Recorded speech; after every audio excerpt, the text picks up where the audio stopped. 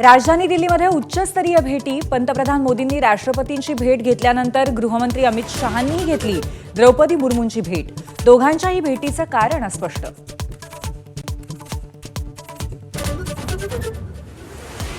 राष्ट्रीय स्वयंसेवक संघाच्या अतिवरिष्ठ पदाधिकाऱ्यांची शनिवारी झाली बैठक. संघाचं शताब्दी वर्ष, उपराष्ट्रपती पदाची निवडणूक आणि भाजपतल्या संघटनात्मक बदलांवरती चर्चा झाल्याची माहिती.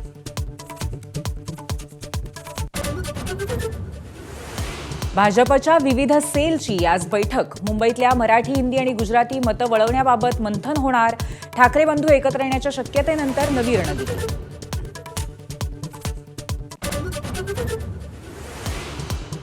महायुतीच्या समन्वय समितीच्या संध्याकाळी बैठक. महामंडळ वाटप आणि इतर मुद्द्यांवरती बैठकीत चर्चा होणार. शिंदेंच्या नेत्यांच्या प्रतिस्पर्ध्यांनी मित्रपक्षामध्ये प्रवेश मिळत असल्यानं नाराजीचा सूर.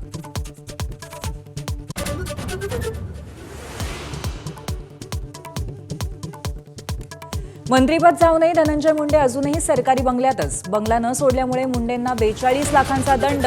मंत्री छगन भुजबळ अजूनही गृहप्रवेशाच्या प्रतीक्षेत. मनसे अध्यक्ष राज ठाकरे यांची तोफ पुन्हा एकदा धडाडणार. मनसेच्या मुंबईतील पदाधिकाऱ्यांचा आज मेळावा. निवडणुकांच्या पार्श्वभूमीवर राज ठाकरे पदाधिकाऱ्यांना कानमंत्र देणार. पोलिसांनी मारहाण आणि शिवीगाळ केल्याचा आरोप करणाऱ्या 3 दलित मुलींचा पुणे पोलीस आयुक्तालयामध्ये रात्रभर ठिय्या.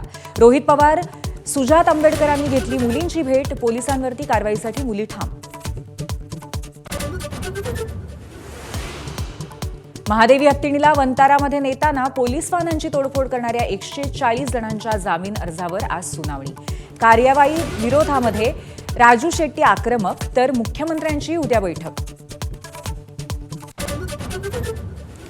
नांदेड इथे महादेवी हत्तीणीचं प्रकरण सुरू असतानाच बेळगावमध्ये 3 मठांना हत्तींच्या परिस्थितीबाबत नोटीस. हत्तींच्या आरोग्याच्या समस्या आणि इतर गरजांची नोटीशीतनं मागवली माहिती. बीडच्या मस्साजोगचे सरपंच संतोष देशमुख या प्रकरणाची बीड विशेष मकोका न्यायालयामध्ये सुनावणी. विशेष सरकारी वकील उज्ज्वल निकम उपस्थित राहणार. आरोपींकडून दोषमुक्तीचे अर्ज दाखल.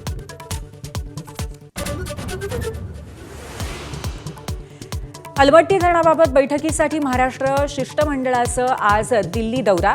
केंद्रीय जलशक्ती मंत्री CR पाटील यांच्यासोबत बैठक. अलमट्टी धरणाची उंची वाढवायला महाराष्ट्राचा विरोध.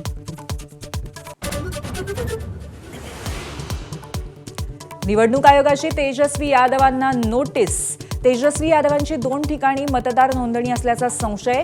पत्रकार परिषदेमध्ये दाखवलेला एपिक नंबर आणि मूळ प्रत आयोगाने मागवली.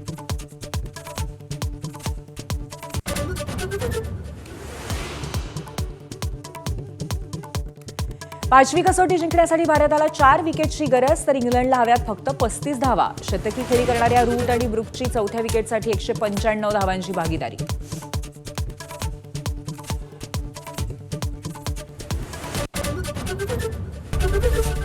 एबीपी माझा, उघडा डोळे बघा नीट.